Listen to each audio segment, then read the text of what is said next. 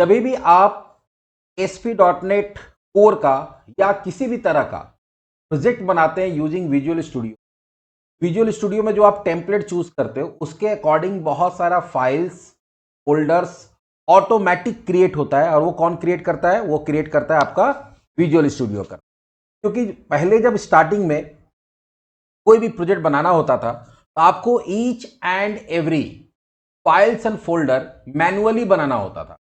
But बाद में देखा गया कभी भी एक पर्टिकुलर टाइप का एप्लीकेशन जब बनाया जा रहा है उसके अंदर कुछ चीज कॉमन होता है जो लगभग उस तरह के एप्लीकेशन से अभी हम लोग मान लो कि ASP.NET कोर MVC का अगर हम लोग सपोज प्रोजेक्ट क्रिएट कर रहे हैं, जैसे ही ये प्रोजेक्ट आप क्रिएट करते हैं तो कुछ पर्टिकुलर फोल्डर, कुछ पर्टिकुलर फाइल आपको हर बार बनाना है। तो वो काम ऑटोमेटिक आपको करके कौन दे देता है? वो काम आपका ऑटोमेटिक ASP.NET का अगर आप टेम्पलेट चूज किए हैं या फिर अगर विंडो एप्लीकेशन का टेम्पलेट चूज या क्लास लाइब्रेरी का आप टेम्पलेट चूज या और भी किसी तरह का वेब एपीआई का टेम्पलेट चूज किए तो उसके अकॉर्डिंग विजुअल स्टूडियो खुद ब खुद वो सारा कुछ जनरेट, आपका टाइम और आपका एफर्ट दोनों बच जाता है। कि अगर आप सपोज को एक पर्टिकुलर टाइप का एप्लीकेशन बना रहे हैं तो उसमें तो फोल्डर बनाना ही है, मिनिमम उतना फाइल बनाना ही है। आपके अगेंस्ट में विजुअल स्टूडियो वो काम करके देता है जिससे कि आप पे लोड बर्डन कम पड़े, आपका टाइम का वेस्टेज। वो कौन कौन सा फाइल्स होता है, कौन कौन सा फोल्डर होता है, आज हम लोग उस पूरे फोल्डर स्ट्रक्चर को एक एक, चलो उसके लिए पहले एक विजुअल स्टूडियो के अंदर हम लोग क्या करते हैं, एक प्रोजेक्ट बनाते हैं। Create new project, last session में हमने देखा था कैसे प्रोजेक्ट बनता है। यहाँ से हम लोग क्या करेंगे, टेम्पलेट लेंगे, यही टेम्पलेट है, इसी के अकॉर्डिंग विजुअल स्टूडियो डिसाइड करता है कि मुझे कौन कौन सा फाइल्स बनाना है, कौन कौन सा फोल्डर बनाना है।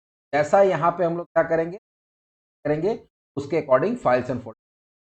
नेक्स्ट, ये मेरा लोकेशन है, कहाँ पे बन रहा है और किस नेम से बन रहा है, अभी हम लोग बना देते हैं ऐसे, वेब ऐप। बाद क्या करेंगे, नेक्स्ट, और यहाँ पे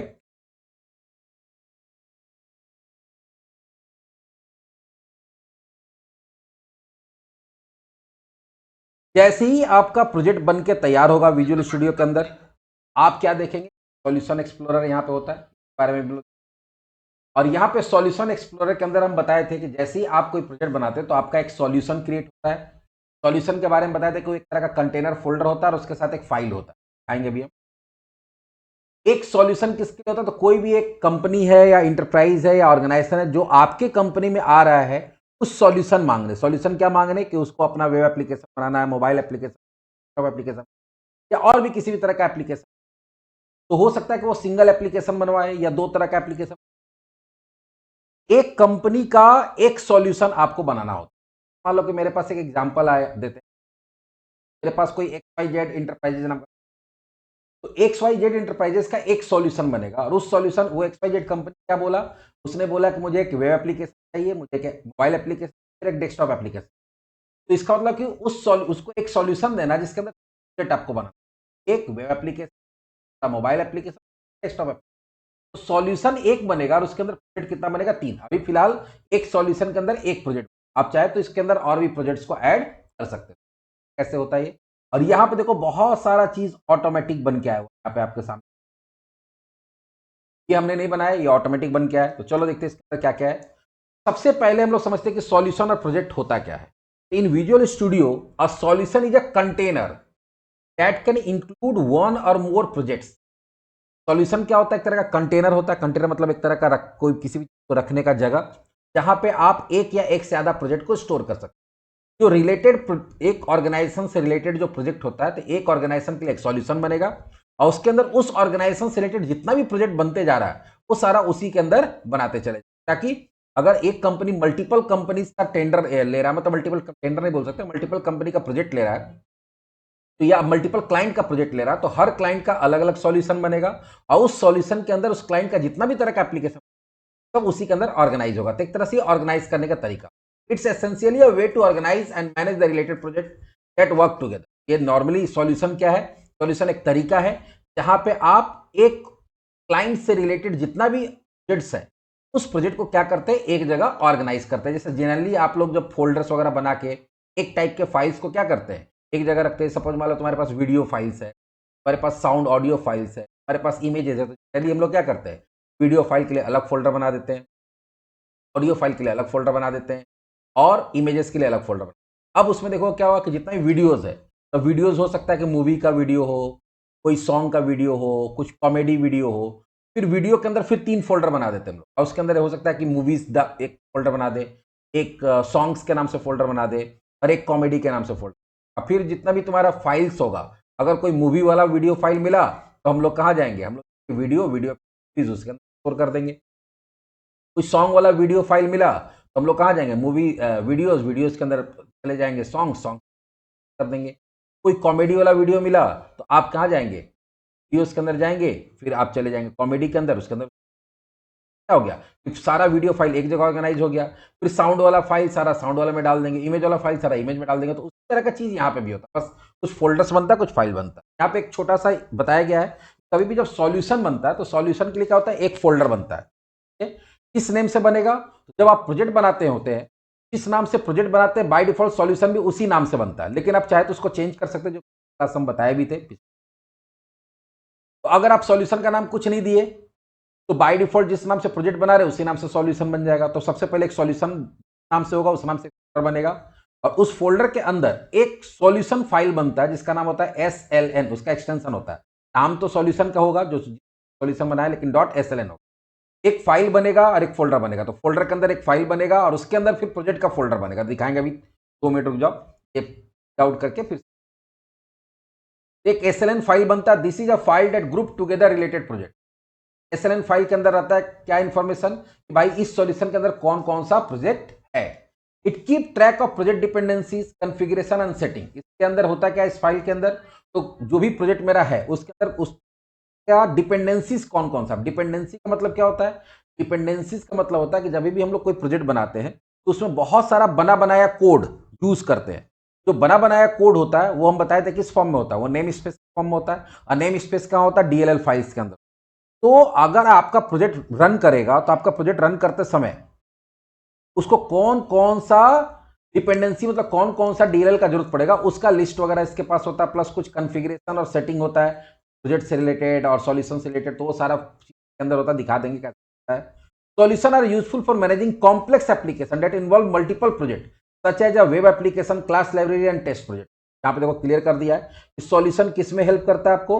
वो बहुत ज्यादा यूजफुल तब होता है जब आपका कॉम्प्लेक्स एप्लीकेशन है, मतलब एक साथ बहुत सारा एप्लीकेशन है, एक साथ बहुत सारा प्रोजेक्ट है, मल्टीपल प्रोजेक्ट है। आप वेब एप्लीकेशन बना रहे हैं, आप क्लास लाइब्रेरी बना रहे हैं, आप टेस्ट प्रोजेक्ट भी बना रहे हैं, आप मोबाइल एप्लीकेशन बना रहे हैं, आप डेस्कटॉप एप्लीकेशन बना रहे हैं, तो सबको एक जगह सॉल्यूशन के अंदर हम लोग स्टोर करें।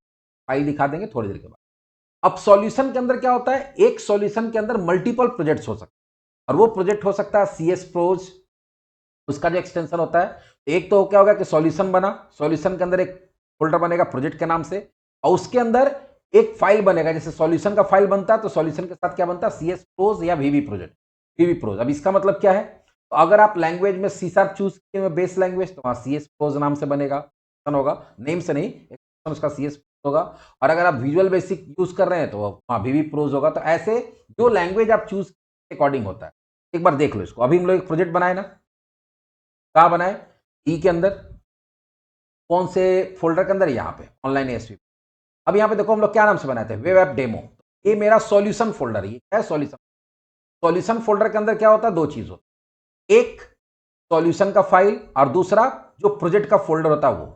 ये सॉल्यूशन फाइल, अब इसको ओपन करते हैं नोटपैड के, ओपन विथ अनदर ऐप करके नोटपैड। अब इसमें देखो क्या लिखा हुआ है, इसके अंदर सिंपल लिखा कि एक सॉल्यूशन है और उसके अंदर अभी एक ही प्रोजेक्ट है एक ही प्रोजेक्ट। और उस प्रोजेक्ट का फाइल का नाम क्या है, तो वो प्रोजेक्ट का फाइल का नाम है हमारा web app demo dot CS। और वो कौन सा फोल्डर मिलेगा, वेब ऐप डेमो के अंदर मिलेगा। वेब ऐप डेमो के अंदर ये देखो सॉल्यूशन क्या बता रहा है, सॉल्यूशन के अंदर कौन कौन सा प्रोजेक्ट है और उस प्रोजेक्ट का प्रोजेक्ट फाइल कहां पे है। ये हो गया कॉन्फ़िगरेशन फाइल। फिलहाल इतना ही इंफॉर्मेशन है। अब आते हैं ये फोल्डर जो है, ये किसका है, ये है आपका प्रोजेक्ट का। हम बताए थे कि एक सॉल्यूशन के अंदर मल्टीपल प्रोजेक्ट हो सकता है, इतना प्रोजेक्ट होगा हर प्रोजेक्ट का इसके अंदर फोल्डर बनते चले, फोल्डर के अंदर यहां। अब इसके अंदर देखते हैं क्या क्या है। इसके अंदर देखो सारा इस प्रोजेक्ट से रिलेटेड सारा फाइल। इसके अंदर एक तो तुम्हारा प्रोस फाइल दिख रहा है जो प्रोजेक्ट्स का फाइल है। देखते हैं क्या लिखा हुआ है, ओपन विथ में जाते हैं, चूज और यहां इसको ओपन कर। देखो प्रोजेक्ट सेलेक्ट, प्रोजेक्ट एसडीके कौन सा स्टैंडर्ड डेवलपमेंट किट हो रहा है, मतलब कौन सा लाइब्रेरी वगैरह यूज हो रहा है, तो जो स्टैंडर्ड लाइब्रेरी होता है वो यूज। प्रॉपर्टी ग्रुप कौन सा टारगेट फ्रेमवर्क क्या है, तो हम लोग .NET 10 यूज कर रहे हैं। नलेबल इनेबल है कि ये नल वैल्यू अलाउ करेगा कि नहीं करेगा। फिर इम्प्लिसिट यूजिंग्स के हम लोग जो यूजिंग करके नेम स्पेस करते हैं वो उसको इनेबल, वो उसको अलाउ करेगा कि नहीं करेगा, तो इनेबल क्या हुआ।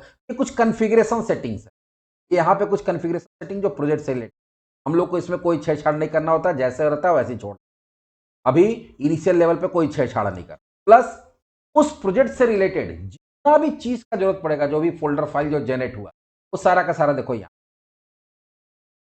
बहुत सारा चीजें देखो। ये मेनली दो चीज होता है सॉल्यूशन ऑफ प्रोजेक्ट। अब आते हैं हम लोग सॉल्यूशन पे। सबसे पहले क्या लिखा हुआ सॉल्यूशन फोल्डर किसको बोलते थे, when you create the ASP.NET MVC project in 2022 या 2020 जो भी है, कोर्स उसी अकॉर्डिंग चेंज करते हैं। कोर्स मेरा पहले का बना हुआ इसलिए तरह से दिख। The solution explorer display the structure set of folders and files to help you to manage your application। जो सॉल्यूशन एक्सप्लोरर होता है उसमें आपको क्या दिखता है, एक स्ट्रक्चर्ड वे में सारा का सारा फाइल्स और फोल्डर दिखता है जहां से आप उसको मैनेज। सॉल्यूशन फोल्डर के अंदर क्या होता है, तो एक बताया कि दो, एक SLN फाइल होता है the root container of your project, it manage multiple project their configuration and relation. Solution folder होता है क्या है, एक तरह का कंटेनर होता है जिसके अंदर आप मल्टीपल प्रोजेक्ट को स्टोर कर सकते हैं रिलेटेड, और उसका कॉन्फ़िगरेशन फाइल रिलेशनशिप सब कुछ उसके अंदर रहता है। एक और चीज दिखा देते हैं, अगर सपोज इसी के अंदर अभी तो ये वेब एप्लीकेशन हो गया है, इस सॉल्यूशन के अंदर कोई और प्रोजेक्ट ऐड करना, आपको desktop application, right click add, और यहाँ प्रोजेक्ट ऐड, सॉल्यूशन वाला फाइल पर राइट क्लिक, एक प्रोजेक्ट ऐड कर। आपको क्या चाहिए, विंडो फॉर्मेट चाहिए, फॉर्मेट ले, नेक्स्ट का नाम देते हैं माई डेस्कटॉप ऐप, और यहाँ नेक्स्ट पे क्लिक करते हैं और क्रिएट। अब देखो क्या चेंज है, एक तो यहाँ पे तुमको क्या दिख रहा होगा, अब यहाँ पे देखो तुमको दो एप्लीकेशन, एक दिख रहा है डेस्कटॉप ऐप और एक क्या दिख रहा है, डेस्कटॉप ऐप से रिलेटेड सारा कुछ यहाँ पे है, वेब से रिलेटेड। एक सॉल्यूशन के अंदर मल्टीपल, ये तो यहाँ दिख रहा है सॉल्यूशन एक्सप्लोर। यहाँ पे क्या चेंजेस हुआ, चलो हम क्या बताए थे कि तुम्हारा एक होता है सॉल्यूशन फोल्डर, ये सॉल्यूशन फोल्डर है, और उसके अंदर देखो क्या हो गया, तुम्हारा दो फोल्डर दिख रहा है। सॉल्यूशन फाइल एक ही है लेकिन फोल्डर दो हो गया, वेब का अलग फोल्डर हो गया, उसका सारा फाइल्स इसके अंदर है, डेस्कटॉप के अंदर। अब ये सॉल्यूशन वाला खोलते हैं, नहीं हुआ अभी कोई चेंजेस, कि हमारा वेब एप्लीकेशन नहीं है, वो डेस्कटॉप एप्लीकेशन, डेस्कटॉप एप्लीकेशन अलग चीज होता है, वेब एप्लीकेशन अलग। यहाँ पे देखो दो फोल्डर, अगर तीसरा प्रोजेक्ट ऐड करेंगे तो तीसरा प्रोजेक्ट आ जाएगा, फोल्डर आ जाएगा। तो हर प्रोजेक्ट के लिए एक अलग अलग क्या बनते चला जाता है, फोल्डर बनते चला जाता है। हर प्रोजेक्ट के अंदर अपना उस प्रोजेक्ट से रिलेटेड फाइल्स होता है। प्रोजेक्ट क्या होता है उसको समझते हैं। तो अगला क्या है, प्रोजेक्ट फोल्डर। यहाँ पे प्रोजेक्ट फोल्डर कौन है, ये और ये। प्रोजेक्ट फोल्डर हमेशा कहाँ होता है, सॉल्यूशन फोल्डर के अंदर होता है। Each project with in the solution has its own set of folder. यहाँ क्लियर कर दिया कि हर प्रोजेक्ट के पास हर प्रोजेक्ट का अपना एक अलग फोल्डर होता है, कहाँ पे, solution folder. For an ASP.NET MVC project the typical folder include. अब अगर मान लो कि एक एग्जांपल ले लो, हम लोग अगर ASP.NEट का क्या कर रहे हैं, ASP.NET Core MVC का प्रोजेक्ट बना, क्या बनता है, अगर तुम देखोगे तो एक सॉल्यूशन फाइल रहता है, क्या होता है प्रोजेक्ट सॉल्यूशन फाइल। अभी हम लोग देखें एक्सटेंशन क्या होता है, SLN, और प्रोजेक्ट फाइल का एक्सटेंशन क्या देखे हम लोग, प्रोजेक्ट फाइल का एक्सटेंशन होता है या तो .csprose या तो VBProse। अगर आप C# यूज कर रहे हैं वहां पे CSprose होगा, और अगर आप विजुअल बेसिक यूज कर रहे हैं वहां पे क्या हो जाएगा तुम्हारा। तो visual studio create top level solution file. सबसे पहले तो एक सॉल्यूशन फाइल बनता है SLN दैट कंटेन वन और मोर ASP.NET प्रोजेक्ट। अपने अंदर एक से ज्यादा ASP.NET का प्रोजेक्ट रख सकता है, तो 2-3 बार हम लोग रिपीट कर लिए, बार बार रिपीट कर। प्रोजेक्ट फाइल क्या होता है, under the solution node in the solution explorer you can see your project node. मान लो यहाँ पे हम लोग बनाए माई डेस्कटॉप ऐप या माई वेब ऐप, तो माई वेब बनाए तो यहाँ माई वेब नाम का फोल्डर होगा। इसको खोलने पे उसी नाम से यहाँ पे क्या मिल जाएगा, प्रोज फाइल मिल जाएगा, प्रोज फाइल, यहाँ पे आपको प्रोजेक्ट से रिलेटेड कॉन्फ़िगरेशन। उसके बाद अब अगर हम लोग यहाँ पे आते हैं सॉल्यूशन, तो यहाँ पे बहुत सारा चीज आपको देखना, हम इसको डेस्कटॉप ऐप को हटा देते हैं। कोई भी देखो जिससे प्रोजेक्ट को ऐड कर सकते हैं तो उसको हटा भी सकते हैं। अब प्रोजेक्ट को हटाना तो प्रोजेक्ट पर राइट क्लिक करके क्या करते हैं, बहुत ज्यादा प्रॉब्लम क्रिएट।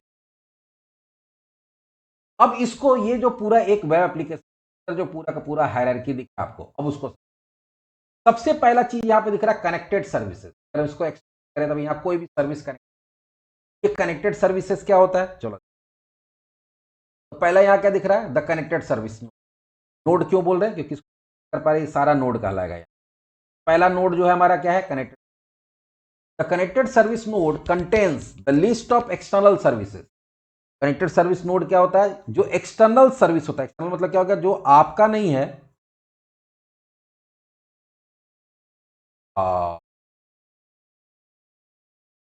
जो आप लोग हमारा बनाया हुआ सर्विस नहीं है। जैसे होता है क्या कि कभी कभी आपको अपना एजियोर से कोई सर्विस लेना है, एडब्ल्यूएस से कोई क्या करना है, सर्विस लेना है, गूगल क्लाउड से कोई या थर्ड पार्टी सर्विस लेना है। जैसे थर्ड पार्टी ऑथेंटिकेशन होता है, जैसे आपको गूगल होता है ना, गूगल लॉगिन होता है, फेसबुक लॉगिन होता है।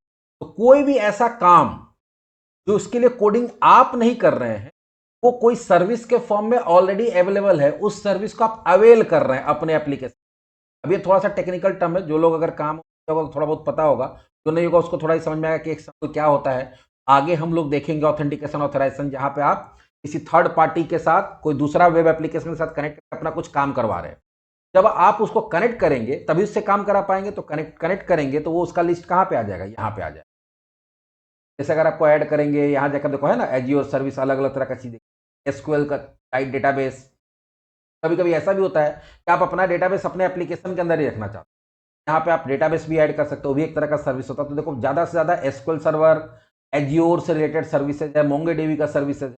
कभी भी आप कनेक्टिंग करेंगे तो यहाँ पे उसका नाम आ जाएगा। फिलहाल अभी हमारे पास कोई भी कनेक्शन नहीं की लेवल पे है, अभी तो हम लोग अपना बनाना सीखें, तो हम दूसरा का सर्विस कहाँ से यूज कर लेंगे। लेकिन फिर भी ये समझो, जब भी अगर आपका वेब एप्लीकेशन अपना कोई काम को दूसरे वेब एप्लीकेशन से करवाता है, तो पहले आपके वेब एप्लीकेशन को उस एप्लीकेशन के साथ कनेक्ट होना पड़ता है।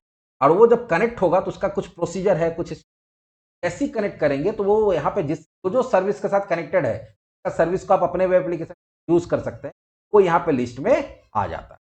पहला हो गया connected services. We are not using any service yet, तो we will be empty for now. तो अभी फिलहाल हम लोग कोई सर्विस यूज नहीं कर रहे, इसलिए यहाँ पे क्या दिख रहा है, खाली दिख रहा है। आगे बढ़ते हैं। अगला होता है डिपेंडेंसीज। अभी हम तुरंत बताएं कि डिपेंडेंसीज का मतलब क्या होता है। डिपेंडेंसीज का मतलब ये होता है कि आपको आपका एप्लीकेशन जो होगा वो किसी दूसरे पे डिपेंड होगा। लेकिन किसके लिए डिपेंड होगा भाई, तो हम क्या बताए थे कि आज के डेट में माइक्रोसॉफ्ट ASP.NET कोर MVC जो वो एक ओपन सोर्स है। ओपन सोर्स होने से क्या है, बहुत बड़ा एक कम्युनिटी है जो बहुत सारा पैकेजेस को, तो न्यूगेट पैकेज बोलते हैं, वो बना के अवेलेबल कराता है, ताकि आपका बहुत सारा काम बहुत इजी हो जाए। हर चीज का कोड आपको स्क्रैच से, मतलब बिगिनिंग से लिखना ना पड़े। बहुत सारा ऐसा कॉम्प्लेक्स काम होता है इसके लिए आपको कोड लिखना पड़ता था पहले। अब वो बना बनाया कोड है, आपको यूज कर लेना पड़ता है। वो बना बनाया कोड माइक्रोसॉफ्ट भी आपको प्रोवाइड करता है, वो जो पैकेजेस है वो माइक्रोसॉफ्ट भी प्रोवाइड करता है, प्लस बहुत सारा थर्ड पार्टी, मतलब जो कम्युनिटी है वो भी प्रोवाइड करता है, जो कि न्यूगेट पैकेज मैनेजर नाम का एक जगह होता है, वहां पर लोग अपलोड करता है और आप उसको डाउनलोड करके अपने एप्लीकेशन में यूज करते हैं। तो the dependency node contain the list of all dependency that your project relies on. तो वो ऐसा सारा डिपेंडेंसी इस पे आपका प्रोजेक्ट रिलाय कर रहा है, क्या बोल सकते हैं कि आपके प्रोजेक्ट में वो डिपेंडेंसी यूज हो रहा है, उसका लिस्ट दिखा, including NuGet packages. NuGet package क्या है, न्यूगेट पैकेज के बारे में पहले बताया कि ये एक तरह का कलेक्शन ऑफ पैकेजेस है, जो जहां पे आपको थाउजेंड पैकेजेस बना बनाया मिल जाता है। और पैकेज का मतलब क्या हो गया, DLL फाइल्स। और उस DLL के अंदर क्या होगा, नेम स्पेस होगा, स्पेस क्या होगा, क्लासेस होगा, इंटरफेसेस होगा, और क्लासेस के अंदर क्या होगा, मेथड्स होगा, मेथड्स के अंदर क्या होगा, बहुत सारा कोड पहले से लिखा होगा। मतलब रेडीमेड चीज बोल सकते हैं कि भाई पहले से रखा हुआ है, आप उसको उठाइए अपने प्रोग्राम में लगा के यूज, आपको हर चीज लिखने का जरूरत नहीं पड़ेगा। Plus project reference, framework dependency, बहुत सारा डिपेंडेंसी होता है जो इसके अंदर होता है। It contain 2 node. अब उसके अंदर अगर उसको एक्सपेंड करोगे इसको डिपेंडेंसी को, तो इसमें 2 नोड मिलेगा, एक मिलेगा एनालाइजर और दूसरा मिलेगा फ्रेमवर्क। ये दोनों क्या है उसको, तो दोनों के अंदर देखो DLL फाइल्स ही मिलती, दोनों के अंदर क्या है, ये सारा तुम्हारा पैकेज मिलता है। DLL फाइल बोलो या पैकेज बोलो, ये सारा का सारा देखो पैकेज है, ये सारा का सारा पैकेज। अब ये पैकेजेस जो है इसका काम क्या है, चलो देखते हैं। ये तो हम लोग कभी डाला नहीं, अपने आप आ गया। तो होता क्या है कि जब भी हम लोग प्रोजेक्ट बनाते हैं तो बहुत सारा पैकेजेस डिपेंडेंसीज अपने आप ऐड हो जाते हैं। उसमें पहला जो है वो है एनालाइजर्स। एनालाइजर्स क्या है, तो नाम से ही समझ में आ रहा है कि जब आपका कोई भी वेब एप्लीकेशन बनता है तो उसमें एक बहुत इंपॉर्टेंट चीज ये होता है कि आपका वेब एप्लीकेशन ऑप्टिमाइज्ड होना चाहिए। ऑप्टिमाइज्ड का मतलब क्या होता है, ऑप्टिमाइज्ड का मतलब होता है कि वो वेब एप्लीकेशन का परफॉर्मेंस अच्छा होना चाहिए, मतलब वो काफी फास्ट प्रोसेस करना चाहिए। जैसी यूजर रिक्वेस्ट करे तुरंत प्रोसेस होकर उसको पेज मिल जाना चाहिए। तो इसके लिए अपने कोड को जो लिखा जाता है उसके लिए कुछ स्टैंडर्ड्स होता है कि अगर ये स्टैंडर्ड आप मैनेज करते हैं, इसको बोलते हैं, जैसे हम लोग पढ़े ना कि आप लोग सुने क्लीन कोड होना चाहिए और बाकी सारा चीज, कोई भी चीज रिपीटेड नहीं होना चाहिए।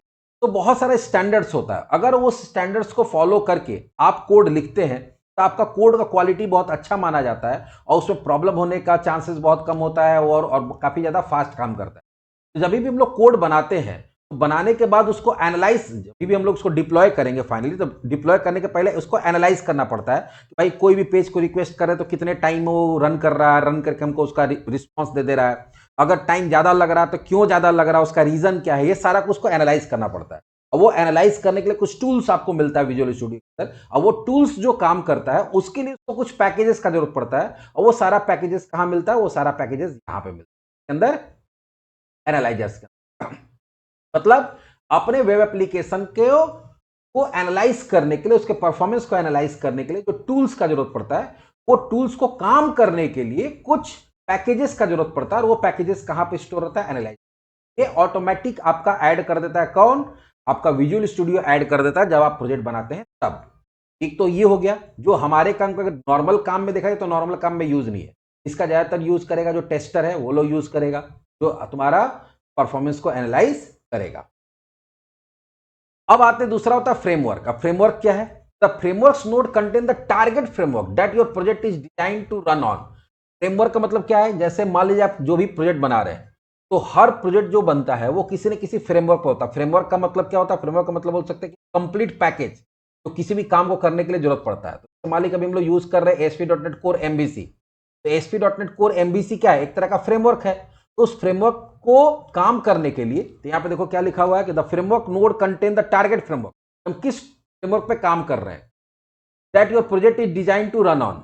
We have created an ASP.NET Core MVC application, तो इट कंटेन टू फ्रेमवर्क। हम लोग क्योंकि Core MVC में मेनली दो फ्रेमवर्क होता है, एक होता है .NET Core और एक होता है ASP.NET Core। .NEट Core क्या होता है, जो कि .NET का जो बेसिक चीज है, जो .NET टेक्नोलॉजी है, बेसिक चीज प्रोवाइड कर देता है आपको, जो उसको काम करने के लिए, .NET को काम करने के लिए जो जो पैकेजेस चाहिए। और ASP.NET Core क्या करता है, जो ASP.NET का कोड को लिखने के लिए या उसको काम करने के लिए जो जो बेसिक पैकेजेस का जरूरत पड़ता है, न्यूगेट पैकेजेस का, वो आपको ऐड करके देता है। तो देखोगे यहां पे तुम, यहां पे फ्रेमवर्क में जाओगे तो देखो एक है .NET का और एक है का Microsoft dot SP net core और एक है नेट कोर। नेट कोर में हो गया जो तुम्हारा बेसिक जो .NET का होता है, इंक्यू वगैरह देख रहे हो सारा कुछ नहीं, जो बोल सकते हैं जो .NET होता है, .NET से रिलेटेड सारा तुमको यहाँ पे क्या मिल जाएगा, DLL फाइल पैकेजेस मिल जाएगा। और दूसरा होता है तुम्हारा क्या, ASP.NET कोर। एसपी से रिलेटेड, एसपी को काम करने के लिए जो जो पैकेजेस का जरूरत पड़ेगा, जो अभी हम लोग क्लासेज वगैरह यहाँ पे यूज वो मिल जाता है। प्लस इतना से काम चलता नहीं है, भी आगे हम लोग जब काम करेंगे, ये क्या करता है, बेसिक पैकेजेस देता है, बेसिक फ्रेमवर्क पैकेजेस देता है। आगे जाके हम लोग को और भी बहुत सारा पैकेजेस का जरूरत पड़ेगा, जिसको हम लोग को एक्सटर्नली इंटरनेट से डाउनलोड करके इंस्टॉल करना पड़ेगा। लेकिन जब करना पड़ेगा तो देखेंगे वहां पे कैसे। फिलहाल डिपेंडेंसीज का मतलब क्या हो गया कि भैया आपका प्रोजेक्ट को रन करने के लिए कुछ पैकेजेस का जरूरत पड़ता है। और वो पैकेजेस के अंदर क्या रहता है, वो पैकेजेस के अंदर हमारा बहुत सारा क्लासेस होता है, जो क्लासेस को हम इस प्रोजेक्ट के अंदर यूज करें। क्लासेस के अंदर बहुत सारा फंक्शंस होगा, बहुत सारा और भी चीज होगा, प्रॉपर्टीज होगा, जिसको हम अपने प्रोजेक्ट के अंदर यूज करें। वो अगर आपके प्रोजेक्ट के अंदर एडेड नहीं रहेगा तो वो चीज को आप अपने प्रोग्राम के अंदर यूज नहीं कर पाए। ये दूसरा हमारा नोड कौन हुआ, डिपेंड। आगे बढ़ते हैं। तीसरा होता है प्रॉपर्टीज। अब ये क्या है, the properties node include the launch setting dot JSON file which contain the visual studio profile of debug setting dot launch setting dot json help developer to configure the debugging and launch profile of their ASP.NET Core application। वो different environment such as development, tagging, production, ETC. अब देखो होता क्या है, जब भी हम लोग प्रोजेक्ट बनाते हैं तो प्रोजेक्ट अलग अलग स्टेज में होता है। जैसे जब उसको डेवलप किया जा रहा होता है तो डेवलपमेंट फेज बोलते हैं, फिर स्टैगिंग फेज आता है, फिर फाइनली प्रोडक्शन फेज आता है। तो अलग अलग फेज होगा। अलग अलग फेज में आपको अपने एप्लीकेशन में के अंदर डालना पड़ता है कि अभी आपका एप्लीकेशन कौन से फेज में रन कर रहा है। तो बहुत सारा सेटिंग होता है, जैसे लॉन्च सेटिंग होता है। लॉन्च का मतलब क्या हो गया कि जब मेरा प्रोजेक्ट रन करेगा तो क्या समझ के रन करेगा, कभी वो बन रहा है, वो बन गया है, कि अब वो डिप्लॉय होने जा रहा है। क्योंकि देखो अलग अलग इन्वायरमेंट में आपका प्रोजेक्ट रन करता है। मान लो तुम्हारे पास कोई लैपटॉप है तो उसके अंदर मान लो विंडोज 11 है, तो यहां का इन्वायरमेंट अलग है। जब तुम इसको डिप्लॉय कर रहे हो तो वहां हो सकता है कि विंडोज सर्वर हो, वहां इन्वायरमेंट अलग है। जब भी आपका एप्लीकेशन रन करेगा तो रन करते समय, रन करने को बोलते हैं लॉन्च करते, लॉन्च करते समय इन्वायरमेंट के हिसाब से बहुत सारा इंफॉर्मेशन देना पड़ता है। और वो इंफॉर्मेशन के लिए जो फाइल्स मिलता है वो कहां पे मिलता है, प्रॉपर्टीज के अंदर। जैसे यहाँ प्रॉपर्टी लॉन्च सेटिंग बोलते, देखो यहाँ पे क्या लिखा, देखो पूरा इंफॉर्मेशन दिया गया, प्रोजेक्ट है, डॉटनेट का रन मैसेज, अब ये सब क्या है, देखो यहाँ पे यूआरएल दिया गया कौन सा है। अभी यहाँ पे इन्वायरमेंट क्या लिखा हुआ है, डेवलपमेंट। यहाँ देखो इन्वायरमेंट क्या दिया हुआ है, डेवलपमेंट। और भी बहुत सारी इंफॉर्मेशन है। अभी ये जैसे जैसे जरूरत पड़ेगा, अभी कॉन्फ़िगरेशन फाइल हम लोग नहीं पढ़ रहे हैं, कॉन्फ़िगरेशन फाइल जब पढ़ेंगे तब बताएंगे, लेकिन थोड़ा बहुत तुमको समझ में आ रहा होगा। इसमें यहाँ पे क्या लिखा हुआ, लॉन्च ब्राउजर, मतलब जैसे प्रोग्राम को रन कराएंगे तो अपने आप ब्राउजर खुलेगा कि नहीं खुलेगा, खुलेगा। डॉटनेट रन मैसेज, जब हमारा कभी भी हम प्रोजेक्ट को रन कराएंगे यहाँ पे मैसेज आएगा कि नहीं कि हमारा प्रोजेक्ट रन कर रहा है कि नहीं। प्लस यहाँ पे अभी इन्वायरमेंट क्या है, तो डेवलपमेंट। डेवलपमेंट का मतलब क्या हो रहा है कि अभी हम लोग इसको क्या कर रहे हैं, अभी हम लोग इसको डेवलप कर रहे हैं।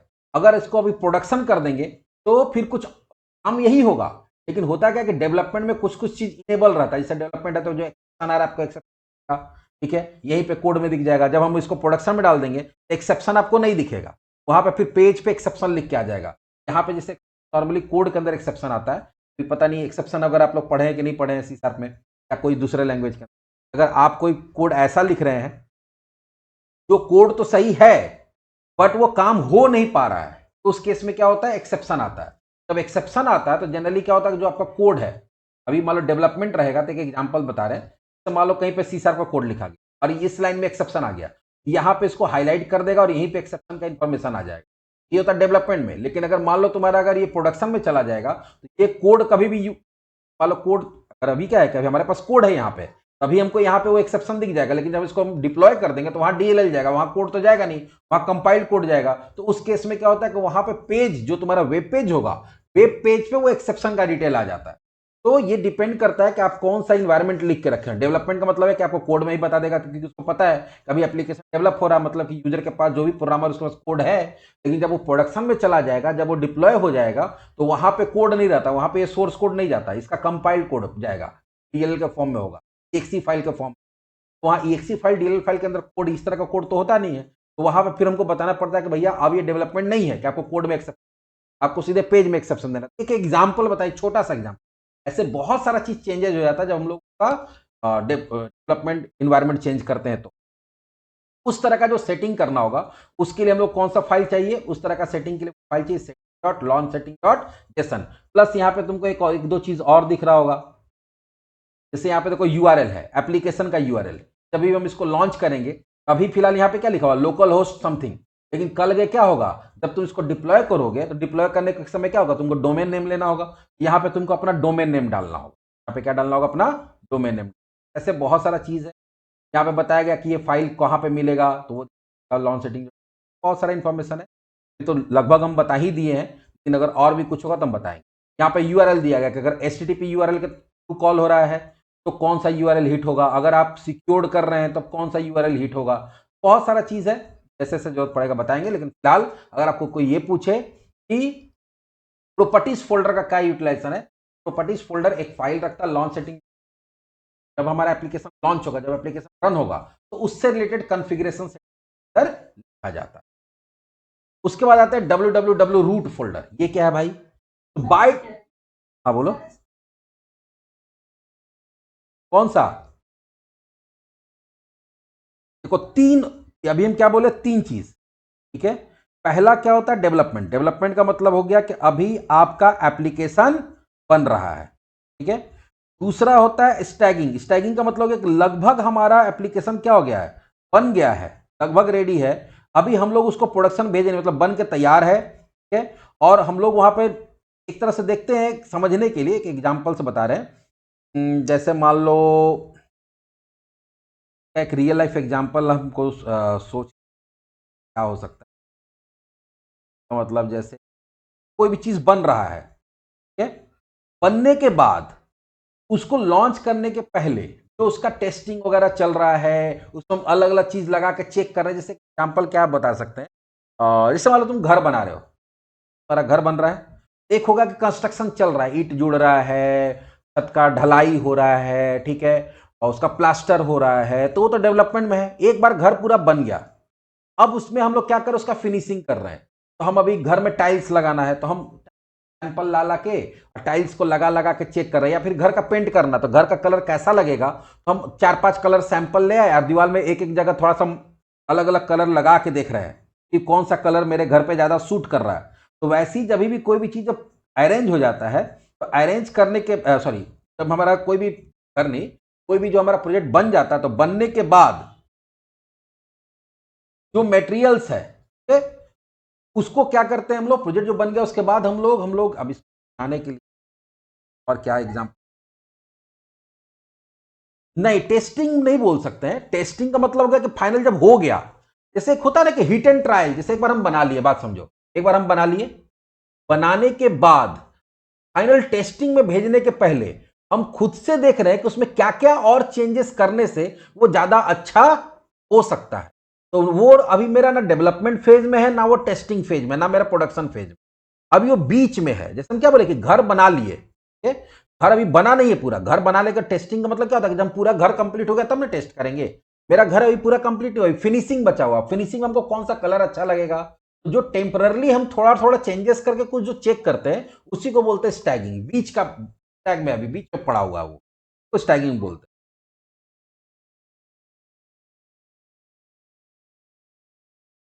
प्रॉपर्टीज में चेंज नहीं होगा। जैसे मान लो कि एक एग्जांपल दे रहे हैं कि हम कोई एक व्यू बनाए, ठीक है, उसमें पेज का कोई लेआउट बनाए। अब बाद में हम थोड़ा सा क्या करेंगे, उनको लगा कि नहीं ये लेआउट अच्छा नहीं लग रहा है, हम ये लेआउट थोड़ा चेक करते हैं, मतलब इसका प्लेसमेंट, ये चीज को उठा के यहाँ पे डाल के देख लेते, ये चीज को यहाँ उठा के डाल के देख लेते। बात समझ में आ रहा है? तो थोड़ा बहुत हम लोग क्या करते हैं कि उसमें बेसिक वेबसाइट के अंदर चेंजेस कर करके देखते हैं कि थोड़ा और क्या कर देने से ये अच्छा हो जाएगा।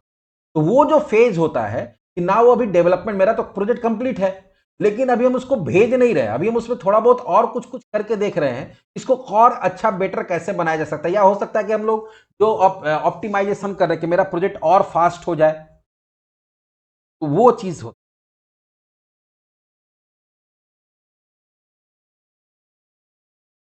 एक्चुअली वो फाइनल प्रोजेक्ट मेरा नहीं है ना, वो टेस्टिंग फेज में है, ना कुछ है।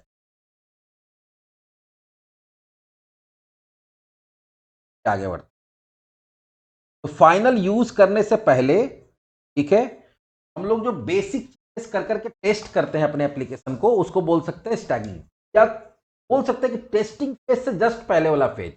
फाइनल टेस्टिंग से पहले जो तुम खुद से टेस्ट, देखो फाइनल टेस्टिंग तुम्हारा कौन करेगा, फाइनल टेस्टिंग तो टेस्टर करेगा, तुम क्या हो, डेवलपर हो।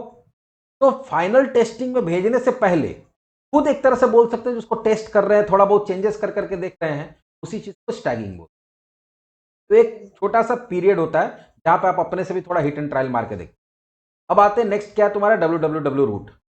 Bye default www root folder in ASP.NET core project is treated as the web root folder. Web root folder का मतलब क्या होता है, से आपके वेब पेज में सारा कुछ डायनेमिक नहीं होता, बहुत सारा स्टैटिक फाइल, मतलब फिक्स फाइल होता है। जैसे कुछ HTML का फाइल हो सकता है, मान लो कोई ऐसा पेज बनाए जो कि स्टैटिक पेज है, डायनेमिक नहीं है, तो नॉर्मल HTML जावास्क्रिप्ट को यूज करके कोई पेज बना, वो हो गया।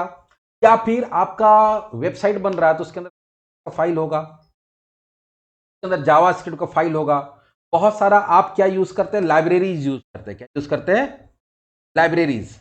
अभी बताया ना कि बूटस्ट्रैप यूज, बूटस्ट्रैप जब हम लोग यूज करते हैं, तो बूटस्ट्रैप में क्या होता है, बूटस्ट्रैप का बहुत सारा फाइल्स होता है, का फाइल होता है, जावास्क्रिप्ट का फाइल होता है, तो वो सब फाइल को डाउनलोड करके आपको अपने अपने एप्लीकेशन के अंदर स्टोर करना पड़ता है।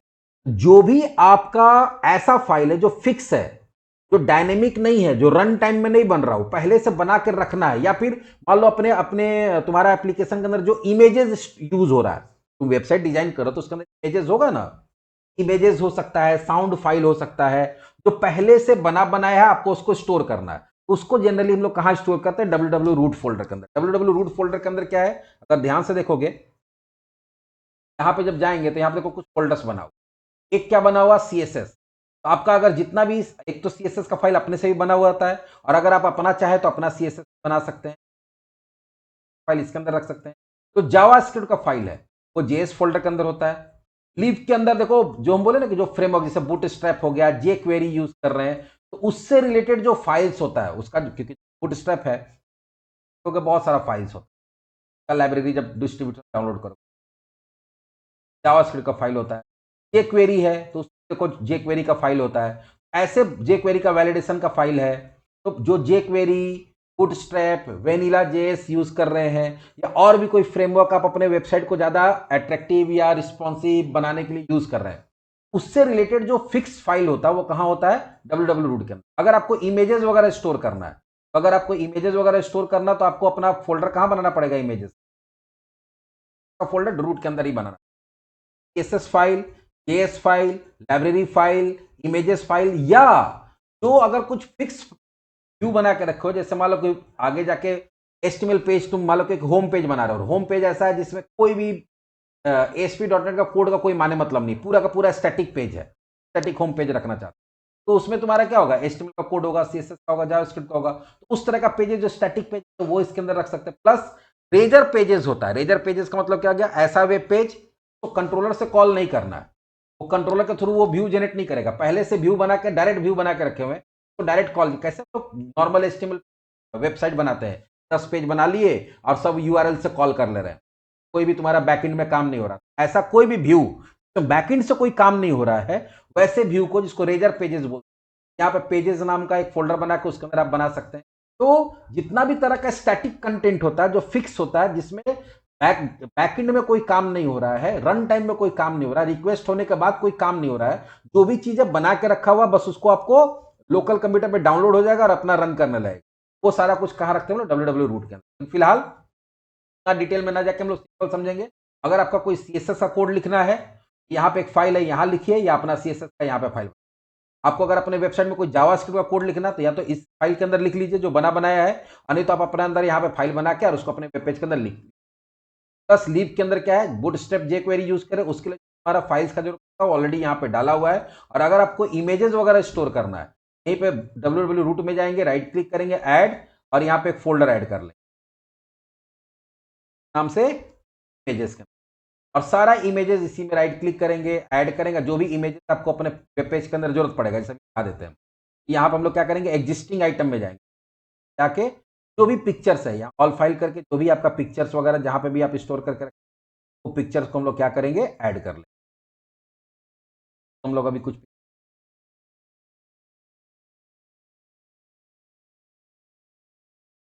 ये सब पिक्चर्स है, ये पिक्चर्स को ऐड कर लें। ये 3 पिक्चर मेरे पास आ गया। अब इसको हम जहां पे भी चाहें वहां पे यूज कर सकते हैं। आ देते हैं आने के लिए कहां से हो रहा है, कैसे हो रहा है, आगे बात करेंगे।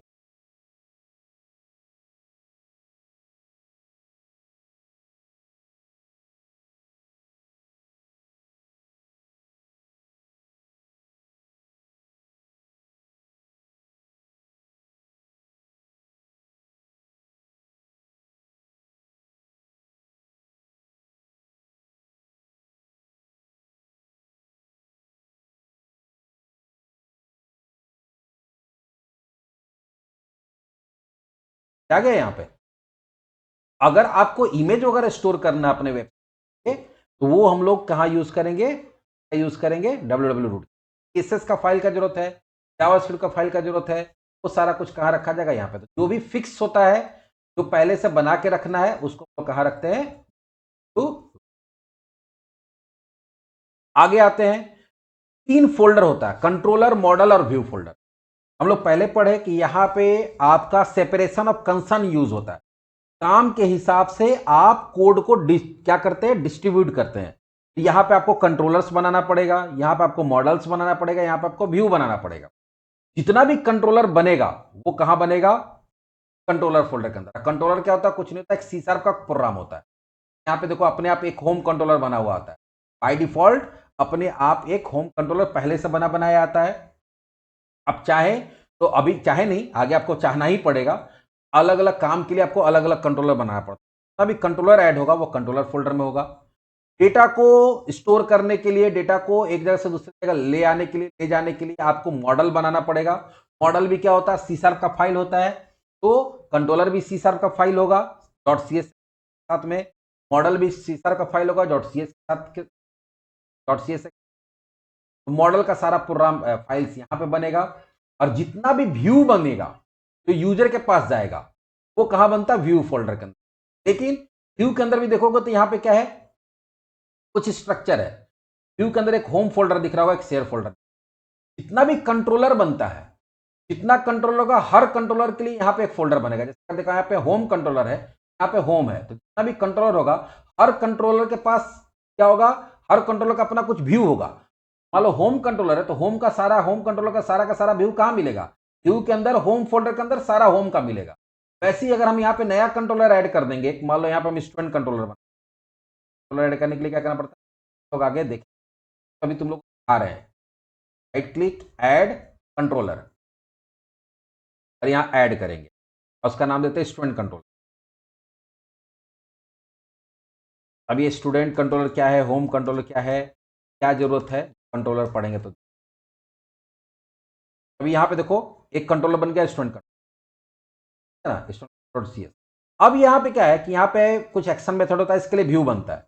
अभी देखोगे यहां पे देखोगे, अभी व्यू के अंदर जाते तो यहां पे तुमको स्टूडेंट नहीं दिख रहा, लेकिन जैसे इसका व्यू ऐड करेंगे, राइट क्लिक करके ऐड व्यू, ऐड ऐड कर देते, व्यू बन गया।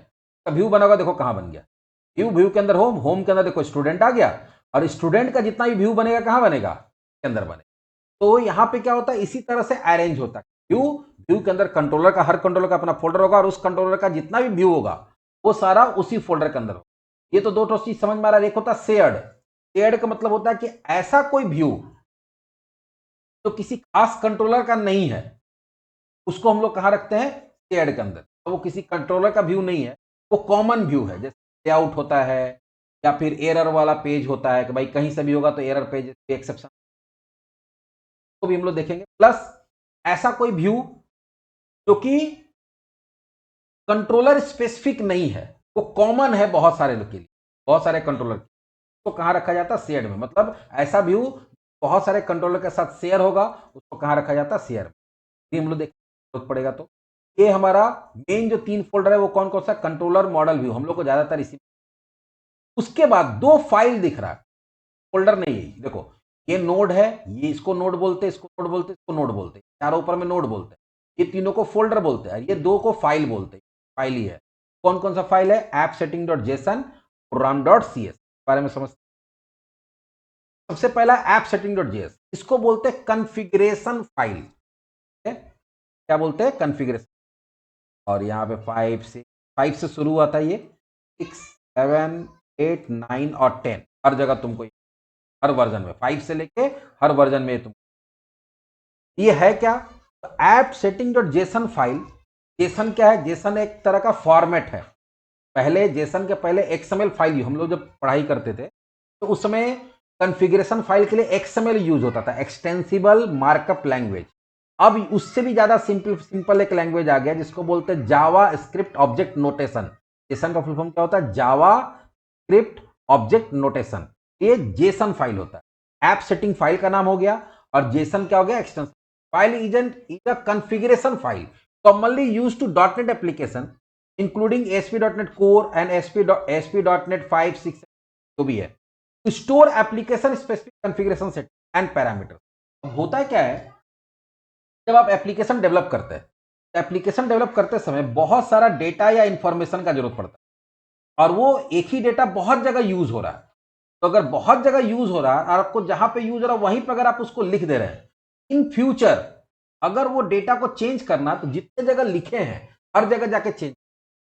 तो उससे अच्छा क्या होता है कि कॉन्फ़िगरेशन फाइल का काम क्या होता है, ऐसा डेटा जो मल्टीपल जगह पे यूज हो रहा है, मल्टीपल टाइम्स यूज हो रहा है, तो हर जगह उसको ना लिख के आप उसको कॉन्फ़िगरेशन फाइल में लिख दीजिए और उस डेटा को जहां पे भी जरूरत है, कुछ कोड होता है जिस कोड के हेल्प से आप उसको वहां पे रीड कर सकते हैं।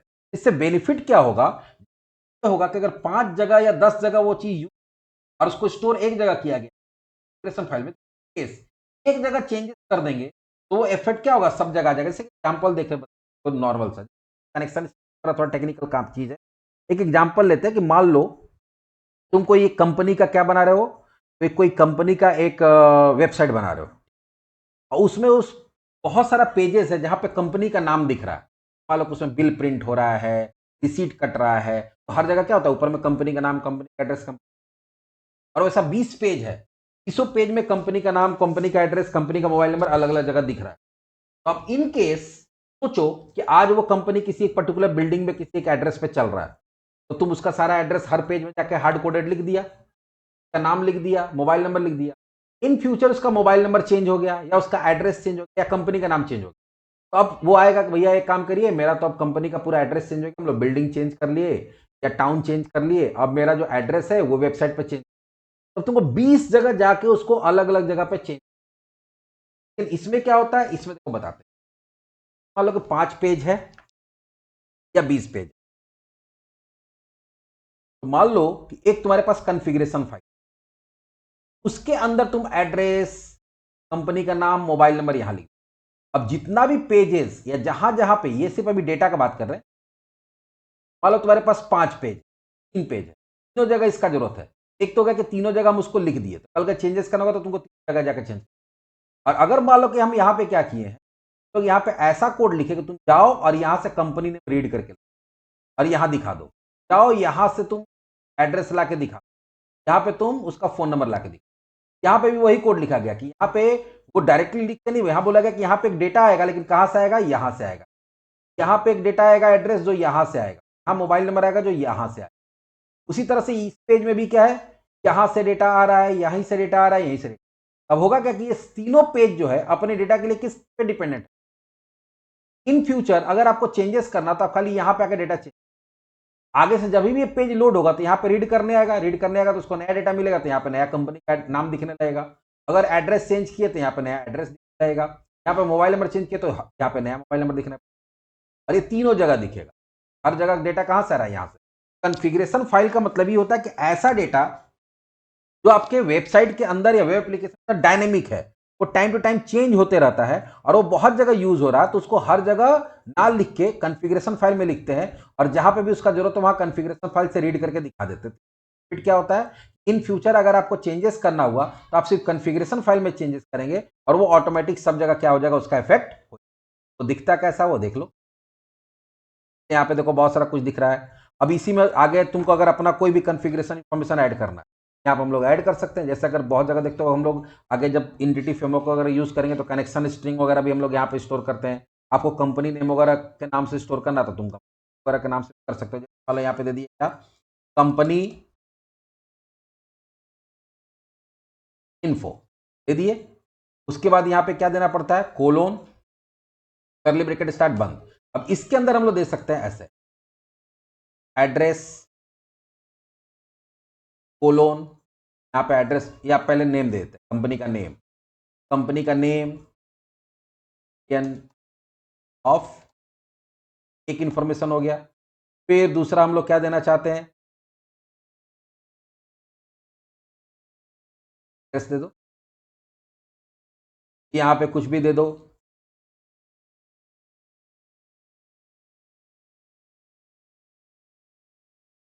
तीसरा मोबाइल नंबर देना चाहते हैं,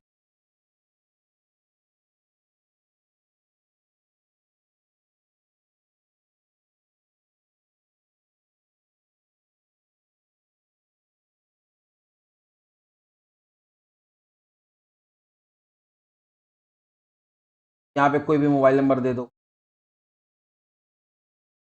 इस तरह से क्या हो गया, हम लोग कॉन्फ़िगरेशन फाइल बना के यहाँ पे स्टोर। अब अगर हमको कहीं पे भी जरूरत पड़ेगा हम लोग निकाल सकते हैं कि कंपनी नेम के अंदर जो नेम है, एड्रेस, मोबाइल है, वो कैसे निकाल सकते हैं, वो हम लोग आगे देखेंगे। ऐसा कोई भी डेटा जो डायनेमिक है टाइम टू टाइम चेंज हो सकता है। तो अगर वो डेटा बहुत जगह आपके वेब एप्लीकेशन के अंदर यूज हो रहा है तो उस डेटा को हम लोग कहां पे रख सकते हैं, कॉन्फ़िगरेशन फाइल के अंदर। कॉन्फ़िगरेशन फाइल डायरेक्टली कहां दिखता है, कॉन्फ़िगरेशन फाइल डायरेक्टली आपको लास्ट है प्रोग्राम डॉट सी एस। ये बहुत इंपॉर्टेंट है और इसका बहुत धुआंधार यूज है। प्रोग्राम डॉट फाइल जो है वो एंट्री पॉइंट या मिडिलवेयर बोलते हैं। The program.cs file is an entry point of an application, and ASP.NET Core application is a console application that build and launch as a web application। देखो होता क्या है यहाँ पे, ASP.NET Core का जो हम लोग प्रोजेक्ट बनाते हैं ये एक्चुअली पहले बनता है कंसोल एप्लीकेशन, ऐसा एप्लीकेशन कंसोल पे रन करता है और वो कंसोल पे रन करते हुए आपका वेब एप्लीकेशन को बनाता है और उसको लॉन्च करता है। अब ये थोड़ा सा टेक्निकल टर्म है, पहले कंसोल एप्लीकेशन रन होगा जो कि कमांड प्रॉम्प्ट पे रन करता है। कमांड प्रॉम्प्ट पे रन करते हुए उसके अंदर ऐसा कोड लिखा हो गया है जो तुम्हारा पूरा का पूरा वेबसाइट को बनाता है और बना के उसको क्या करता है, लॉन्च करता है। जब भी आप ASP.NET प्रोग्राम को रन कराते हैं तो जो पहला फाइल रन होता है वो कौन सा होता है, program.cs। यही तुम्हारा क्या है, कंसोल एप्लीकेशन। और इसके अंदर ऐसा कोड लिखा रहता है पूरा ऊपर से लेकर नीचे तक। देखो क्या कर रहा है, पूरा का पूरा एप्लीकेशन को बिल्ड कर रहा है, बिल्ड करने के बाद उसको स्टार्ट कर रहा है, दिख रहा है। तो ये पूरा का पूरा कोड यहाँ पे लिखा गया कि आपका एप्लीकेशन कैसे बनेगा, कैसे कंपाइल होगा, उसके अंदर कौन कौन सा सर्विस रन होगा और वो कैसे रन करेगा, तो सारा कुछ यहाँ पे। प्लस एक बार जब आपका एप्लीकेशन लॉन्च हो जाता है तो जितना बार भी, ध्यान देना, जितना बार भी रिक्वेस्ट आएगा पहले program.cs में आएगा और यहीं से फिर रिक्वेस्ट फॉरवर्ड होता है उसके जो भी रिसोर्स के लिए, जो भी यूआरएल के लिए रिक्वेस्ट आया हो तो पहले इसके पास आएगा और यही फिर रिडायरेक्ट करेगा। इसमें हम लोग मिडिलवेयर का एक पूरा चैप्टर वो पढ़ेंगे।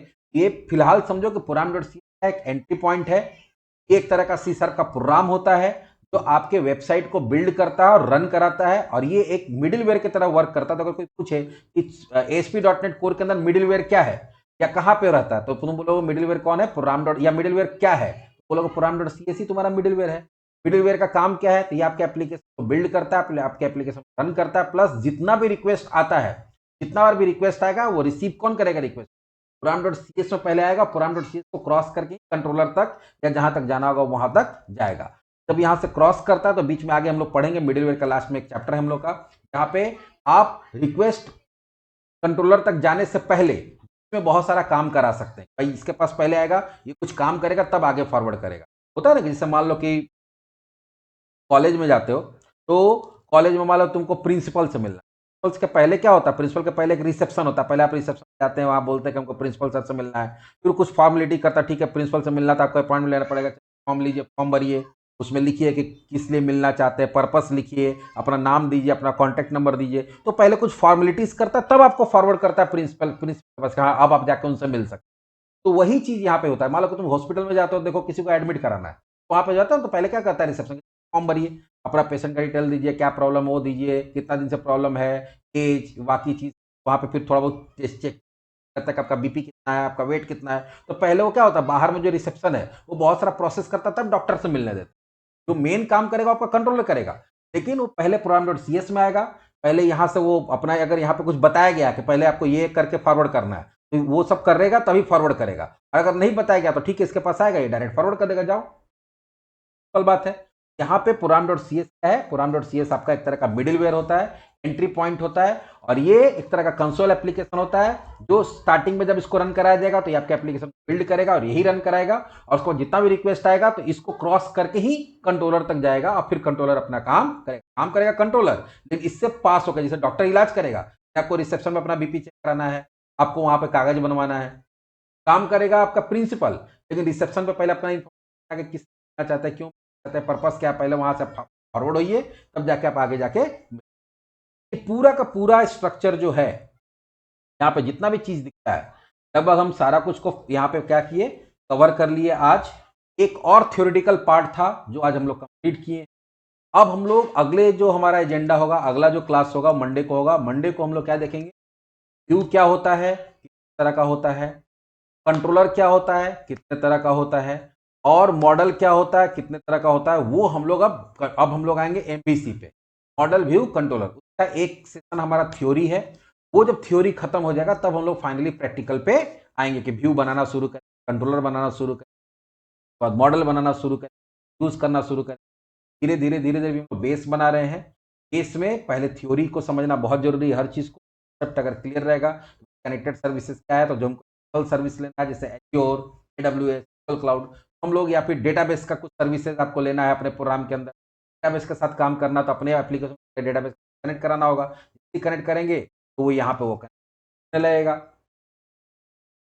ठीक है, वो हम बता देंगे। तो अगर जो भी सर्विस से यहाँ पे हम लोग कनेक्ट करेंगे, वो जैसी सर्विस कनेक्ट करेंगे यहाँ पे आ जाएगा। डिपेंडेंसी जो हम बताया कि जितना भी तुम्हारा DLLs जो प्री डिफाइंड पैकेजेस होता है, चाहे वो एनालाइज करने के लिए है या तुम्हारे प्रोग्राम को रन कराने में हेल्प करता है, वो सारा DLLs वगैरह जो पैकेजेस होता है यहाँ पे होता है।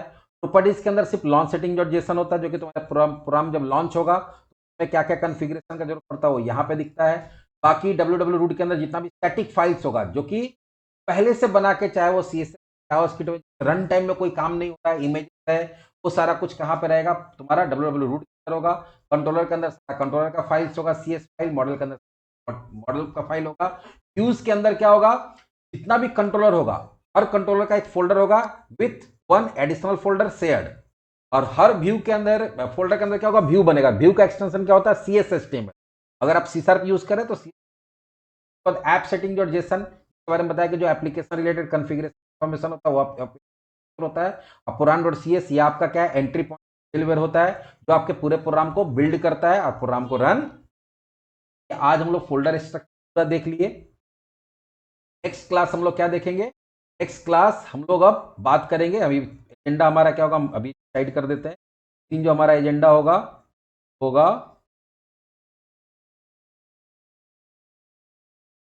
व्यू, मॉडल और कंट्रोलर।